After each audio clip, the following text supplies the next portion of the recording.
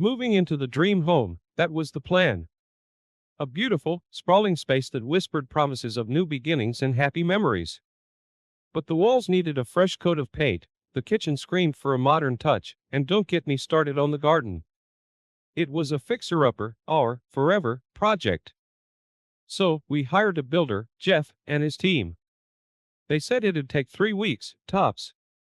I remember watching them work, the sound of hammers and drills blending with my own whirlwind of conference calls and deadlines. Work was a beast with a never-ending appetite. The stress was like a shadow, always lurking. The move didn't help either. Boxes everywhere, the kids adjusting, my wife, Anna, trying to keep it all together. I felt this weight, a kind of sadness I couldn't shake off. Mild depression, the doctor said. It made sense. What I didn't know was that while I was drowning in emails and reports, Anna found a confidant in Jeff. I'd see them chat occasionally, laughed it off as friendly banter.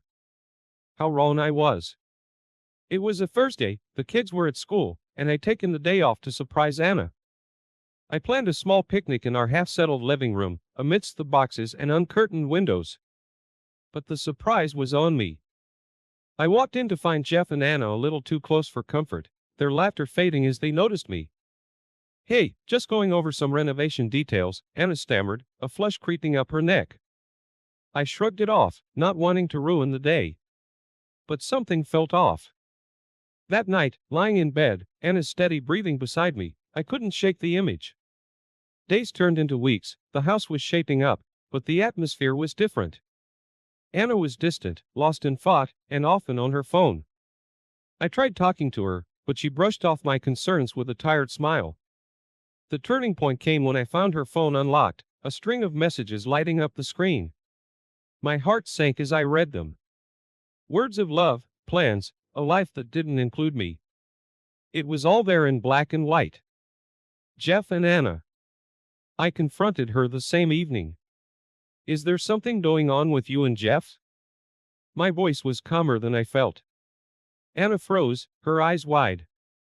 "No, it's not what you think," she began, but the lies crumbled under the weight of truth. She confessed. The affair had started weeks ago, just after they began the renovations. My world, our world, shattered in that instant. The following days were a blur of arguments, tears, and silence. I started on antidepressants, hoping they'd lift the fog in my head. We decided to stay together for the kids, to give it another shot. Anna promised to end it with Jeff, to focus on us. But promises are fragile, easily broken. One evening, while Anna was out with a Euro friends, I stumbled upon more messages. Their affair hadn't ended, it was like a punch to the gut, the pain fresh and raw. I haven't told her I know, not yet. I'm scared, trapped in this cycle of love and betrayal. I love her, I really do. But how do you fight for a marriage that's built on lies? How do you trust when trust is shattered? I'm standing at a crossroads, each path shrouded in uncertainty. But one thing's clear, something's got to give. And so, I'm left here, in our dream home. A place that now feels like a beautifully decorated prison.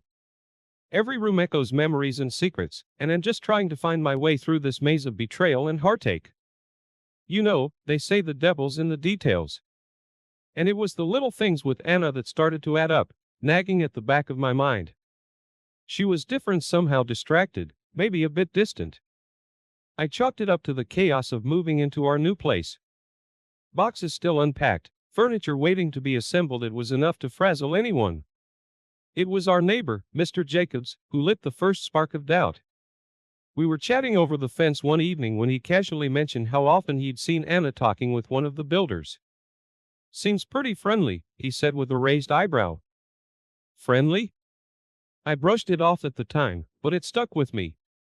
Then there were the phone messages. One night, I picked up Anna's phone to check the weather. A message notification caught my eye from Jeff, the builder. Curiosity overtook me, and I opened the thread. What I read twisted my stomach into knots. Their words weren't just friendly. They were intimate, filled with an affection that should have been reserved for me. I confronted Anna the next day. "Is there something going on with you and Jeff?" I asked, trying to keep my voice steady. She looked up, startled. What? No, of course not, she stammered, but her eyes darted away. I wanted to believe her, but the messages were burned into my brain. That night, I lay awake, staring at the ceiling, replaying everything over and over. The late night texts, the long hours she spent running errands, the way she'd been pulling away from me, it all made a sick kind of sense now. The next few days were a blur of tension. I watched her, looking for signs, for any hint of deceit. And she seemed to sense my suspicion, becoming even more withdrawn. I couldn't shake the feeling that my marriage was slipping through my fingers. The woman I loved, the mother of my children, was becoming a stranger to me. And amidst the half-painted walls and unpacked boxes of our dream home, I felt like I was standing on shifting ground. It all came to a head one evening after dinner. The kids were in bed, and we were sitting in an uncomfortable silence. I saw the messages, Anna, I said, finally breaking the quiet. Her face went pale, and for a moment, she said nothing. Then the floodgates opened. She denied it at first, a flimsy attempt to explain away the words I had seen. But as I pressed, her defenses crumbled. I wanted to be angry, to rage and scream, but all I felt was a profound sadness. This wasn't just about betrayal. It was about the slow erosion of trust, the gradual unraveling of the life we'd built together. So there we were, in the middle of our half-finished living room, surrounded by the life we'd created, and yet feeling more apart than ever. The foundation of our marriage was cracking, and I didn't know if it could be repaired. But I knew one thing: I had to try. For our sake, for our kids' sake. I just hoped it wasn't too late. It was a Tuesday evening when the dam broke. Anna's confession came out in a torrent of tears and choked words. She admitted to the affair with Jeff, the builder. Called it a mistake, a lapse, something she regretted. But those words, they hit like a ton of bricks. I remember just sitting there, numb. The woman I'd built my life with, my partner in everything, had betrayed me in our own home. It felt like a bad dream, yet here I was, wide awake in this nightmare. The next few days were a haze. I moved through them like a ghost, going to work, coming back, mechanically taking care of the kids. Anna and I were like strangers under the same roof. We talked, but only about necessities. The air was thick with unspoken words and stifled emotions. I started seeing a counselor and got on antidepressants. It was either that or let myself sink into a place I wasn't sure I could crawl back from. The counseling sessions were tough, an emotional striptease. I laid bare my feelings of betrayal, my shattered trust, and the love I still had for Anna. A twisted mix of pain and affection. As the days turned into weeks, a hard truth settled in my heart. I couldn't live in this limbo, in this half-life where I was constantly doubting, hurting. So, I made a decision. One evening, after the kids were asleep, I sat down with Anna. I can't live like this, I started, my voice steady but my hands shaking. I need you to end it with Jeff. Completely, or I can't be in this marriage. She looked at me, her eyes red-rimmed. I understand, she said, her voice barely a whisper. There was more she wanted to say, I could see it. But those words hung in the air between us, heavy and unspoken. That night, I lay awake, staring at the ceiling. Part of me hoped she'd choose us, choose our family. Another part braced for the worst. It was a gamble, laying it all on the line. But I couldn't keep living in doubt, in the shadow of her affair. The next few days were tense. Anna was quiet, withdrawn. I could see her wrestling with her decision. It was like waiting for the other shoe to drop, each moment stretched thin with anticipation. Finally, she came to me, said she'd ended things with Jeff. She wanted to try to make our marriage work, for us and for our kids. I wanted to believe her, to trust her words. But a part of me wondered if it was really over, if we could really start to mend what had been broken. So there we were, at a crossroads. A chance to rebuild or the beginning of the end. I didn't know which way it would go, but I knew I had to try.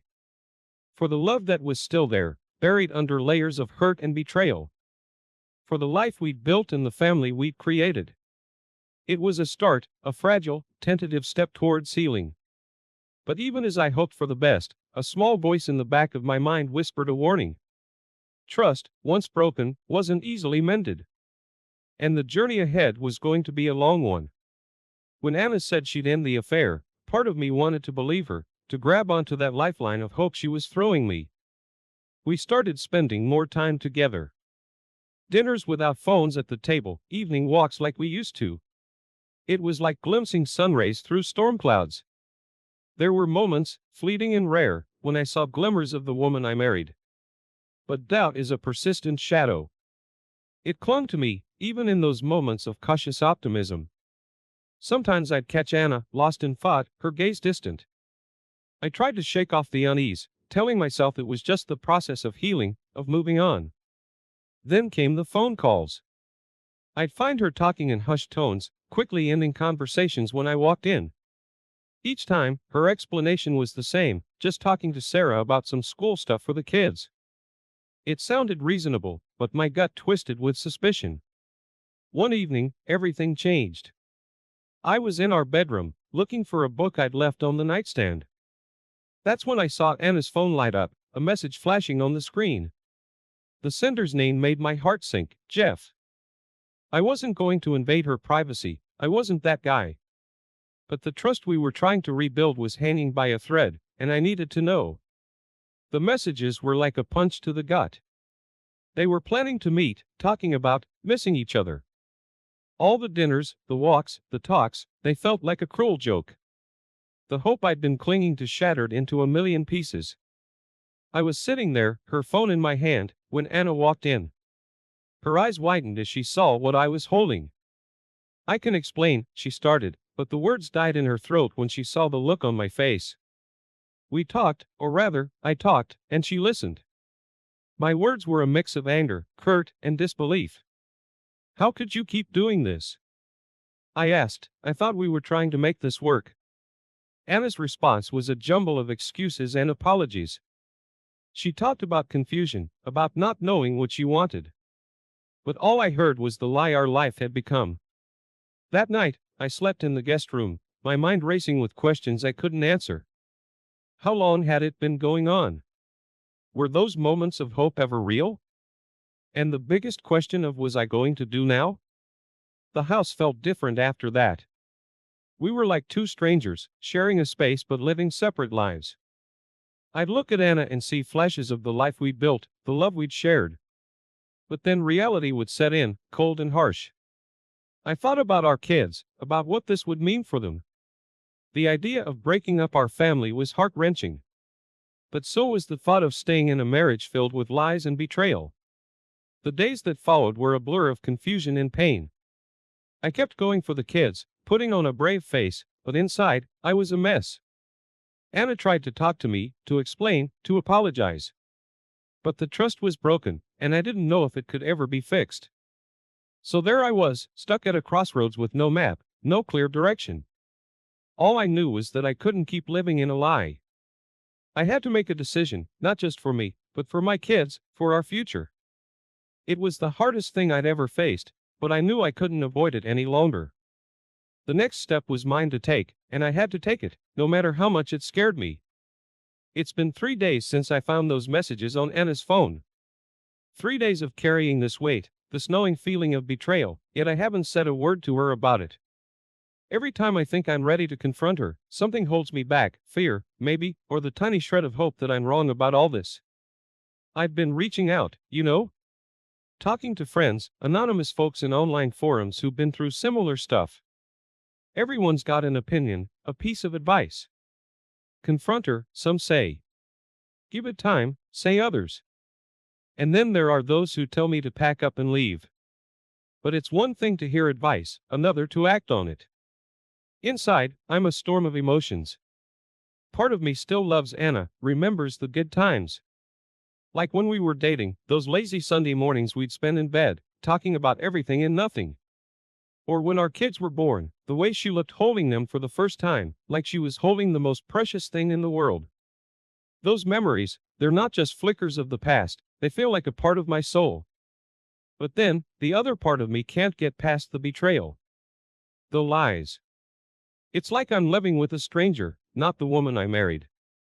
I find myself staring at her, trying to reconcile the Anna I know with the person who's been sneaking around behind my back. It's this constant tug of war in my heart, and I don't know which side is winning. The kids don't know anything's wrong, of course. They're young, happily oblivious to the storm brewing between their parents. I look at them and think about what a split would mean for them. It tears me up inside. No kid should have to go through that because their parents couldn't keep it together. Last night, after the kids went to bed, Anna and I sat in the living room, making small talk. It felt surreal, like we were actors in a play, reciting our lines. The elephant in the room was almost tangible, yet we danced around it, talking about mundane things. The weather. The kids' school. Anything but the truth simmering just below the surface. After she went to bed, I stayed up, lost in thought. The house was quiet, the kind of silence that lets your thoughts run wild. I kept coming back to one question. What do I want? Do I want to fight for this marriage, try to find a way back to each other? Or is it time to accept that some things can be fixed and move on? I wish I had the answers. I wish I could just wake up one day with everything figured out. But life's not like that, is it? It's messy and complicated and full of tough choices. So here I am, stuck at this crossroads, trying to decide which path to take. Do I confront Anna with what I know? Do we try to work through this, or is it time to let go? I don't know the answers yet. But I do know I can't stay in this limbo forever. Some things got to give, and soon. Because living like this, it's no way to live at all. I never thought I'd find myself sitting across from a divorce lawyer. But there I was, in a stuffy office lined with law books, feeling like a character in a bad movie. The lawyer, Mr. Henderson, was a straight shooter, laying out my options with a clinical detachment that made my stomach churn. Custody, assets, alimony. His words floated around me, forming a cloud of reality I wasn't sure I was ready to face. Back home, things with Anna were growing colder, more distant. I noticed she'd started having these unexplained absences. I'm going out with Sarah, she'd say, or I've got errands to run. But the excuses felt hollow, rehearsed.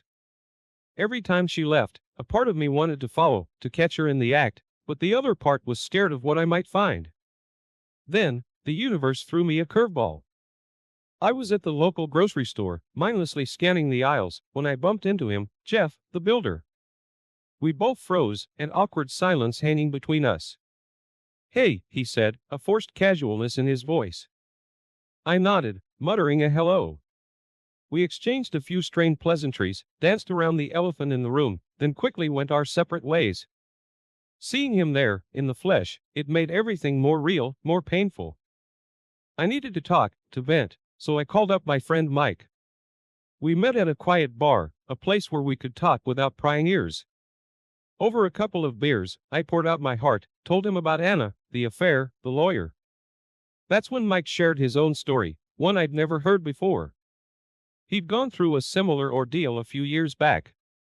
I was where you are now, he said, a sad smile on his face. Torn between fighting for what was and accepting what is. His words hit home. Mike talked about the long, hard road of his divorce, the impact on his kids, and how he eventually found peace. It's not about winning or losing, he said. It's about finding a way to move forward, for you and for your kids. I left the bar feeling a mix of emotions. Mike's story was a mirror to my own, a glimpse into a possible future. It made me realize that whatever decision I made, it wouldn't be easy. There'd be pain, loss, but maybe, eventually, healing. That night, lying in bed, I thought about everything, my talk with Mike, the encounter with Jeff, and his absences. It felt like I was standing at the edge of a cliff, the ground crumbling beneath my feet. I knew I had to make a decision, and soon. But which way to go? Fight for a marriage that might already be dead or step into the unknown, into a new life without Anna?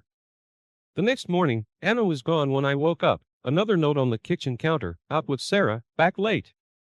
I looked at the note, a sense of resignation settling over me. It was time to face the truth, no matter how much it hurt. I picked up the phone, dialed Mr. Henderson's number. It was time to take that first step, whatever direction it took me. The future was uncertain, scary even, but I knew I couldn't keep living in the shadow of what used to be. It was time to start building something new, for me and for the kids. The path ahead was murky, but I had to start walking it. One step at a time. "Where's mommy going all the time?" Lily, our 6-year-old, asked one evening. Her innocent question caught me off guard, a reminder of how observant kids can be. "Mommy's just a euro busy with things," I managed, but her little frown told me she wasn't entirely convinced. Jack, our 4-year-old, just continued playing, blissfully unaware of the storm brewing around him. It's those moments that hit hardest, you know? When you're trying to keep everything normal for your kids, but inside, you're a complete wreck. The other day, while looking for some paperwork in our bedroom, I found something that stopped me cold, a hidden gift, wrapped up and tucked away in Anna's drawer. It was a watch, fancy and definitely not for me. My heart sank. It had to be for Jeff. The thought of her buying him gifts, in our home, it just twisted the knife deeper. Nights are the worst. I'd lie awake, staring at the ceiling, replaying everything in my mind, trying to piece together when it all started, how long it had been going on. The unanswered questions spun around in my head, a never-ending carousel of betrayal and pain. I knew I couldn't go on like this. It was time to make a decision, a final one about our marriage. The thought of it was daunting. It wasn't just about me and Anna, it was about our family, our kids. But I couldn't live in this limbo of lies and secrets any longer. Just when I thought I had things figured out, life threw me another curveball. I was at the local coffee shop when I overheard a conversation.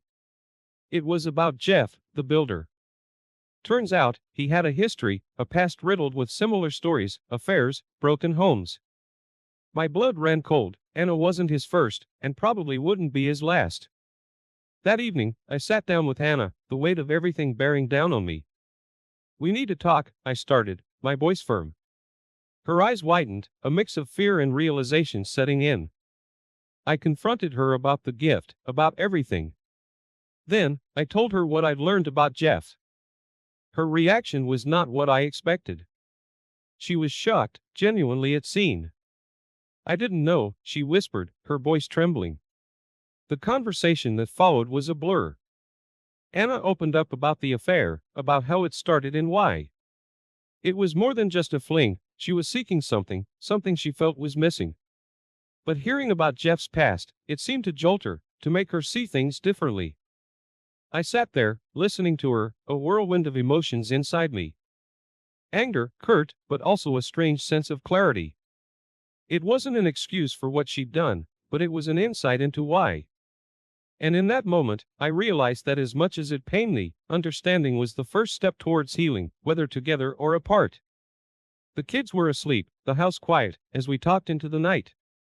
It was the most honest conversation we'd had in months, maybe years. By the time we went to bed, no decisions were made, but something had shifted.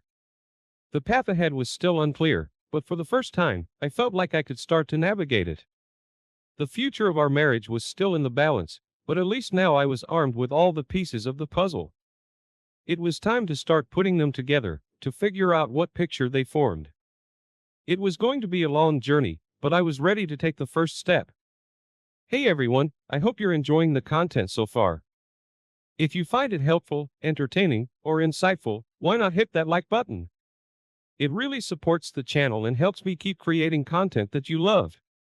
And if you haven't already, consider subscribing. By subscribing, you'll stay updated